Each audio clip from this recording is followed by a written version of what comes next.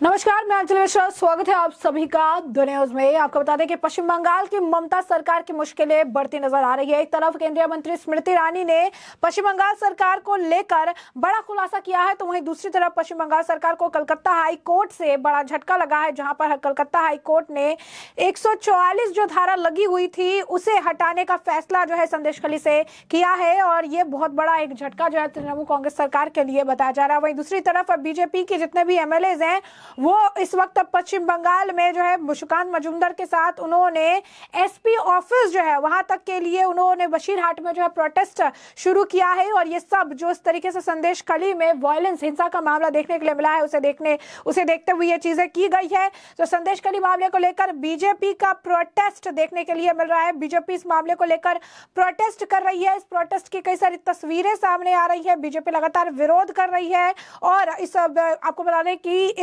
इसे लेकर नवीन सरकार ने बैग योजना का भी बीजेपी ने विरोध किया है। डीलर केंद्र पर रखे बैग के हवाले जो है किया है। तो ऐसे में एक साथ अगर आप देखेंगे कई सारे मामले हैं। संदेशखाली से जुड़ा हुआ मामला सबसे ज्यादा जरूरी बताया जा रहा है, और इसे लेकर बीजेपी विधायक इस वक्त कई सारी जनता के साथ जनसैलाब जो देखने के लिए मिल रहा है, जहां पर वो प्रदर्शन कर रही है। और ये सारा प्रदर्शन संदेशखाली में हुए, जो आप कह सकते हैं कि अभी जो संदेशखाली में विवाद हुआ था, जो हिंसा हुई थी, उस मामले को लेकर किए गए हैं। जैसे कि आप तस्वीरों में भी देख सकते हैं कि इस तरीके से भारी मात्रा में बीजेपी के लोग जो है यहाँ पर मौजूद है। और पश्चिम बंगाल में अगर आप देखेंगे तो ये इस वक्त जो है ये बड़ा ये प्रदर्शन देखने के लिए मिल रहा है। संदेशखाली में हुई हिंसा को लेकर ये प्रदर्शन है। वही बंगाल की जो सरकार है तृणमूल कांग्रेस सरकार, उन्हें कोलकाता हाई कोर्ट से भी बड़ा झटका लगा है। बड़ा झटका इसलिए बता रहे हैं क्योंकि उन्होंने संदेशखाली में 144 जो था धारा जो लगा रखी थी उसे हटाने की उन्होंने जो है सख्त आदेश जो है दिया। संदेशखाली घटना पर कलकत्ता हाईकोर्ट सख्त हुई है, संज्ञान ली और कहा है कि इस तरह की रिपोर्ट देखकर बहुत ज्यादा दुख होता है। जी हाँ, बिल्कुल सही सुना आपने। आपको बता दें कि जो है पश्चिम बंगाल के उत्तर 24 परगना जिले के संदेशखाली में बंदूक की नोक पर महिलाओं से यौन उत्पीड़न और आदिवासी भूमि के हस्तांतरण के आरोपों पर कलकत्ता हाई कोर्ट ने स्वतः संज्ञान लिया है, और कोर्ट ने कहा कि आदिवासी की जमीन छीने और महिलाओं के साथ यौन उत्पीड़न करने की मीडिया रिपोर्ट से हम बहुत ज्यादा दुखद और परेशान हैं। इस तरह की घटना से बेहद ज्यादा दुखी है। हाईकोर्ट ने संदेशखाली में धारा 144 के तहत संदेशखाली में जो हुआ वो बंगाल के लिए शर्म का बात है, और इसमें जो हमारी मातृशक्ति का स्टेटमेंट आई ना, ये स्वाधीनता का स्वतंत्रता का बाद सबसे निंदनीय घटना है। इसके ऊपर तुरंत national human rights commission, national women commission को कार्रवाई होना चाहिए। आज कोर्ट एक्सेप्ट कर लिया, और कोर्ट का जो इनिशियल ऑब्जर्वेशन आया है वो भी बहुत अच्छा है। खिलाफ ये लोग का ये चल रहा है, इसलिए हम लोग आज कोर्ट में जब भी गया जाने का इजाजत के लिए, आज बशीरहाट में बीजेपी ने वहां का जो एसपी है उसका नेतृत्व में ये सब चल रहा है, उसका खिलाफ बीजेपी का प्रदर्शन है, उसका ऊपर भी लाठीचार्ज हुआ है। बीजेपी के खिलाफ ये सरकार अनडेमोक्रेटिक वे से जंग चालू कर दिया। बीजेपी में छोड़ने वाला पार्टी नहीं है, हर फ्रंट पर हमारी लड़ाई चलेगी। आज नॉमिनेशन फाइल किया गया है बीजेपी की ओर से, टीएमसी की। After independence second BJP Rajya Sabha MP will go to Delhi. First Anant Maharaj ji गया, और हमारी पास जो आंकड़ा एमएलए नंबर है इसमें एक सीट हमारी कन्फर्म है। Requisite votes 49, we have more than 67 vote. स्वतंत्रता का बाद डॉक्टर श्यामा प्रसाद मुखर्जी का प्रदेश से सेकेंड बीजेपी एमपी दिल्ली जाने वाला है। ये हमारी के लिए, भाजपा परिवार के लिए बहुत अच्छा समाचार है। नहीं, वो तो उनका चार्ज जीतेगा, चार्ज दिया है, कोई दिक्कत नहीं। उसमें यही है जो हम लोग बंगाली अबंगाली नहीं करते, हम लोग देश का बात करते हैं, सब देश का आदमी है। टीएमसी बंगाल का कोटा से जो टीएमसी बंगाली करता, और सब गुजराती बाहरी, यूपी का लोग बाहरी, उन्होंने 2 कोटा बाहर को दे दिया। जो निषेधाज्ञा को रद्द कर दिया है, और उन्होंने जो है घोषणा जो है जो की हुई थी रद्द कर दिया है। पिछले एक सप्ताह से विरोध प्रदर्शन लगातार पश्चिम बंगाल में देखने के लिए मिल रहा है। 2 निवासियों ने जो है संदेशखाली की याचिका दायर की थी, और उसके बाद अब ये अगर आप देखेंगे तो ये बड़ा संदेशखाली जो घटना हुई है पूरा देश के लिए जो शर्मिंदगी है। सालों साल महिलाओं को तो उत्पीड़न हो रही है। वहाँ पंचायत का जो पैसा है वो लूटा जा रहा है, सुंदरबन उन्नयन का पैसा लूटा जा रहा है, लोगों के राशन लूटा जा रहा है और इसका प्रतिवाद करने से लोगों के ऊपर अत्याचार होती है। आज मौका मिला है, जब ईडी गया है वहाँ, जो चोर है भगोड़े हैं भाग गए, तो लोग रास्ता में उतर के आए हैं। ये परिस्थिति बंगाल में गांव-गांव में पुलिस जिनको उत्पीड़न हो रहा है उनको सहायता करने का बजाय जो उत्पीड़नकारी उन्हीं को सहायता कर रही है। देश के सामने उजागर होना चाहिए। स्मृति ईरानी जी ने वही बात उठाया है। बंगाल की वास्तविक परिस्थिति पूरा देश के सामने आना चाहिए। जो है बयान दिया भी जा रहा है, कोर्ट भी टिप्पणी करे। वही दूसरी तरफ शुभेंदु अधिकारी जो है संदेशखाली घटना को लेकर उनका कहना है कि संदेशखाली में जो भी हुआ पश्चिम बंगाल के लिए शर्मनाक है। यह एक निंदनीय घटना है। राष्ट्रीय महिला आयोग और राष्ट्रीय मानव अधिकार आयोग को इस मामले पर कड़ी कार्रवाई करनी चाहिए। ये मामला यही नहीं रुका है। आपको बता दें कि केंद्रीय मंत्री स्मृति ईरानी ने भी इस मामले को लेकर बाकायदा एक प्रेस कॉन्फ्रेंस की, जहां उन्होंने कहा कि टीएमसी के लोग घर घर जाकर देखते थे किस घर की कौन सी बहू सुंदर है, उम्र में कौन कम है। जिन औरतों को आइडेंटिफाई किया जाता उनके पतियों से कहा जाता कि तुम इनके पति हो सकते हो, लेकिन अब तुम्हारा इन पर कोई अधिकार नहीं। औरतों को उठा कर ले जाते थे और रात दर रात जब तक टीएमसी के गुंडों का मन नहीं भरता था तब तक उन्हें रिहा नहीं किया जाता था। और इसके लिए खास तौर पर टीएमसी के गुंडे हिंदू परिवारों को टारगेट करते थे। बीजेपी के राष्ट्रीय मुख्यालय में मीडिया को संबोधित करते हुए केंद्रीय मंत्री स्मृति ईरानी ने कई सारे चौंकाने वाला खुलासे भी किए। स्मृति ईरानी ने दावा करते हुए कहा कि पश्चिम बंगाल के संदेशखाली में कुछ महिलाओं ने बंगाल में अपनी व्यथा को मीडिया के सामने रखा। केंद्रीय मंत्री स्मृति ईरानी ने पश्चिम बंगाल के संदेशखाली में कुछ महिलाओं की ओर से सामने आकर मीडिया को अपनी व्यथा बताने का जिक्र करते हुए राज्य की ममता बनर्जी सरकार पर तीखा हमला बोला। उन्होंने ममता बनर्जी सरकार पर निशाना साधते हुए सवाल पूछा कि पश्चिम बंगाल में कब तक टीएमसी की राज्य प्रायोजित हिंसा में हिंदुओं की बलि चढ़ती रहेगी और हिंदू महिलाओं का बलात्कार जो है होता रहेगा। पश्चिम बंगाल में कब तक टीएमसी की राज्य प्रायोजित हिंसा में हिंदुओं की बलि चढ़ती रहेगी और हिंदू महिलाओं के साथ गलत होता रहेगा। स्मृति ईरानी जो है इस दौरान उन्होंने आपको बता दें कि टीएमसी सुप्रीमो पर बड़ा हमला बोला और नेता जो है कांग्रेस के नेता है तृणमूल कांग्रेस के नेता शेख शाहजहां पर निशाना साधते हुए कहा कि यह शेख शाहजहां वही है जिसके गुंडे ने ईडी अधिकारियों का घेराव कर उन्हें ईंट पत्थर फेंक कर उन्हें घायल कर दिया था। टीएमसी सुप्रीमो पर बड़ा हमला बोलते हुए केंद्रीय मंत्री ने आगे कहा कि ममता बंदोपाध्याय ने अपने राजनीतिक लाभ के लिए एससी, एसटी, मछुआरों और कृषक समुदाय की महिलाओं की गरिमा को रौंद दिया है, उनका सौदा कर दिया है। हिंदू नरसंहार पर सौदा कर ममता अपनी सत्ता का साम्राज्य चला रही। घर घर जाकर ममता के गुंडे हिंदू परिवार की छोटी उम्र के बहुओं को उठाकर उनके साथ गलत करते हैं और ममता उस पर चुप्पी साधे हुए है। उन्होंने कहा कि हिंदू नरसंहार पर सौदा कर रही ममता। स्मृति ईरानी ने कहा कि हिंदू नरसंहार पर सौदा कर ममता अपनी सत्ता का साम्राज्य चला रही है। साम्राज्य जल्द ढह जाएगा। उन्होंने कहा कि ममता बंदोपाध्याय बताए कि शेख शाहजहां कहाँ है और क्या कुछ कहा है स्मृति ईरानी जी ने भी, जरा सुन लीजिए। पश्चिम बंगाल में संदेशखाली में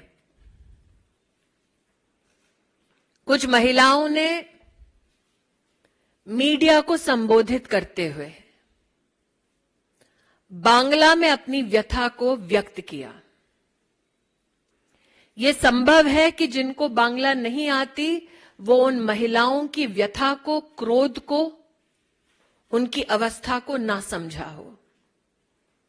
इसलिए आज उन महिलाओं ने जो बांग्ला में कहा उसका मैं हिंदी अनुवाद राष्ट्र के सम्मुख रखना चाहती हूं। बांग्ला में उन महिलाओं ने पत्रकारों से गुहार लगाते हुए कहा टीएमसी के गुंडों के बारे में, पार्टीर लोक देखे जावे कौन बाड़ीर बहू देखते सुंदर। टीएमसी के लोग घर घर जाकर देखते थे किस घर की कौन सी बहू सुंदर है, के कौन बॉयशी, उम्र में कौन कम है। ये बंगाल की संदेशखाली की महिलाएं पत्रकारों से बांग्ला में कह रही थी कि उनके पतियों को आकर टीएमसी के गुंडों द्वारा बोला जाता तुमी स्वामी होते पारो किंतु तुम्हार कोनो अधिकार नहीं।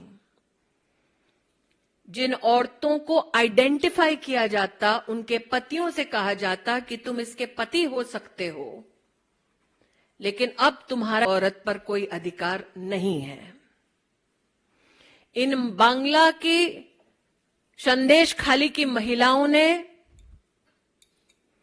पत्रकारों से कहा निये चले जाबे रातेर पर रात, उठाकर ले जाते थे रात दर रात।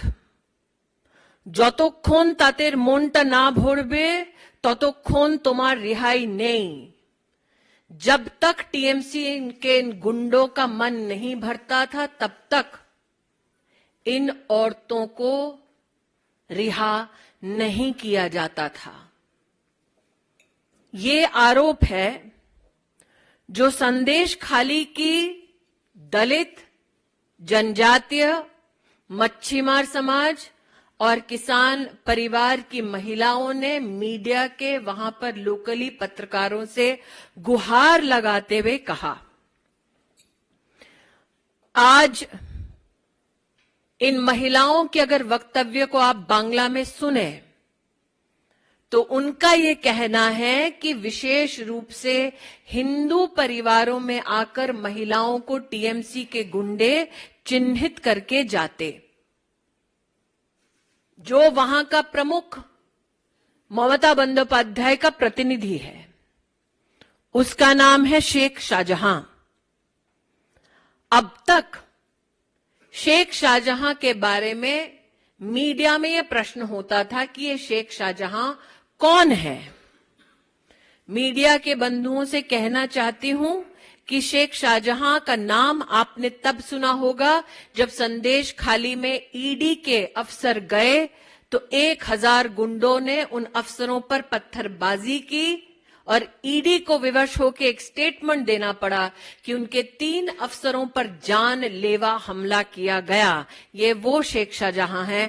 अब तक लोग पूछ रहे थे शेख शाहजहां कौन है। आज प्रश्न उठता है ममता बंदोपाध्याय शेख शाहजहां कहां है।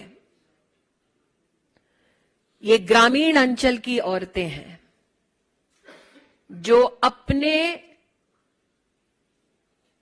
लोकल मीडिया से बात करने बांग्ला में निकली थी। वर्तमान में सेक्शन 144 उनके क्षेत्र में लगा दिया गया है ताकि इन औरतों का जमावड़ा रोका जा सके। आज मैं मीडिया के हर व्यक्ति से अपील करती हूं, उनकी भाषा किसी को समझ ना आए, लेकिन मैंने यहां पर जो अनुवाद किया है आपको उनका आक्रोश, उनके हालात समझ आए होंगे निश्चित।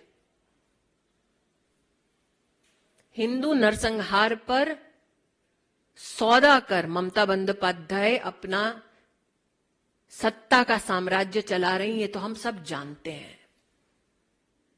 घर घर जाकर ममता के गुंडे अब छोटी उम्र के हिंदू परिवार की बहुओं को उठवाकर उनका बलात्कार हो रहा है, उस पर ना कुछ कहती हैं और कहने वालों को विधानसभा से सस्पेंड करा देती हैं।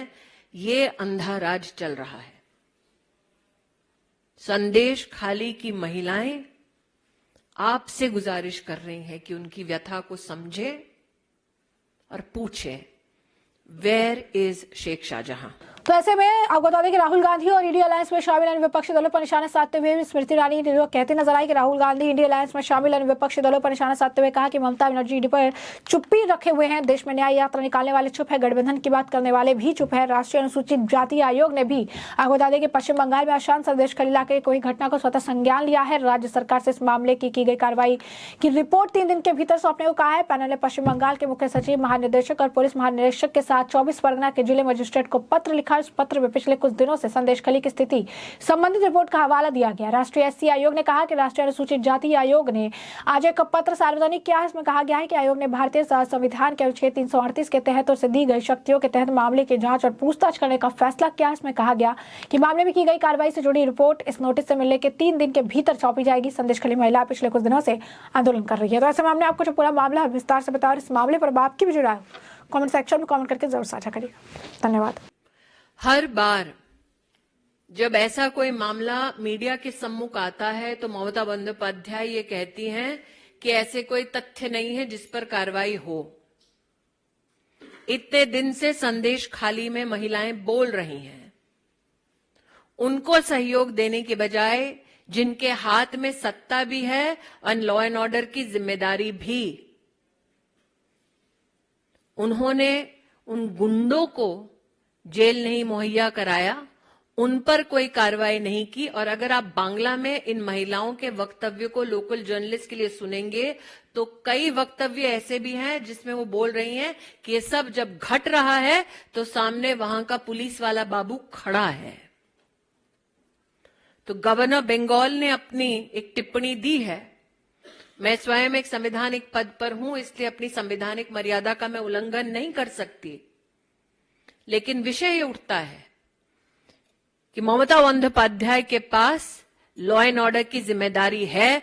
कुछ लोग हैं जो देश भर में न्याय के रूप में यात्रा चला रहे हैं, वो भी चुप बैठे हैं। कुछ लोग हैं जो अलायंस की बात करते हैं, वो भी चुप बैठे हैं। ममता बंदोपाध्याय ये जानती हैं कि शेख शाहजहां विशेषतः जानबूझकर छोटी उम्र की हिंदू विवाहित महिलाओं का बलात्कार करवा रहे हैं। अब तक जब ये तथ्य लोकल मीडिया ने उनको प्रस्तुत किए हैं, तब तक उन्होंने कार्रवाई क्यों नहीं की? जिन लोगों ने कार्रवाई की, लेजिस्लेटिव असेंबली में मांग की, उनको सस्पेंड क्यों किया गया? राजनीति छोड़ दीजिए, आप सिर्फ मानवता की दृष्टि से इस विषय को देखिए। गवर्नर क्या करेंगे कॉन्स्टिट्यूशनली वो उनका विषय है, मैं गवर्नर पर टिप्पणी नहीं कर सकती। मैं क्योंकि बांग्ला में उन औरतों ने अपना वक्तव्य दिया, इसलिए आपको उनका वक्तव्य पहुंचा रही हूं। मेरा हाथ जोड़कर करबद्ध निवेदन है कि आप पहुंचे वहां और पूछे कब तक हिंदुओं की बलि चढ़ती रहेगी, हिंदू औरतों का बलात्कार होता रहेगा, और वो भी स्टेट स्पॉन्सर्ड टीएमसी द्वारा।